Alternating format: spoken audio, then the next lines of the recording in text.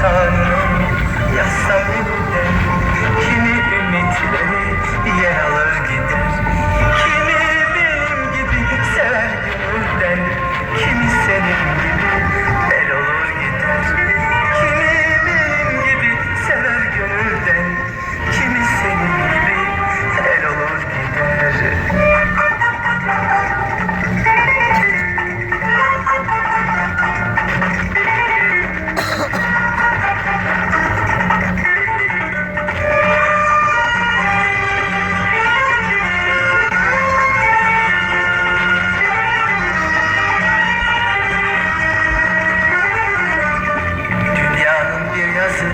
Bir kışı vardır, her yolun bir sonu, bir başı vardır.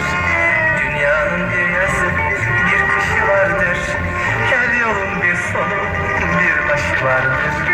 Her aşkın sonunda gözyaşı vardır, akar damla damla sel olur gider. Her aşkın sonunda gözyaşı vardır, akar damla damla sel olur gider.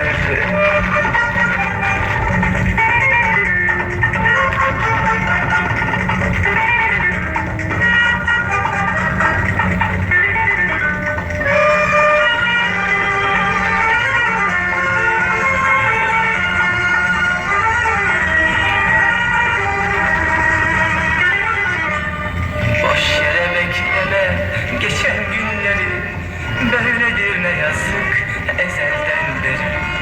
Boş yere bekleme geçen günleri böyledir ne yazık ezelden beri. Kimi benim gibi sever gönülden, kimi senin gibi el olur gider. Kimi benim gibi sever gönülden, kimi senin gibi el olur gider. Kimi senin el olur gider, kimi senin gibi el olur gider. Türk müziğinin en seçkin radyosu.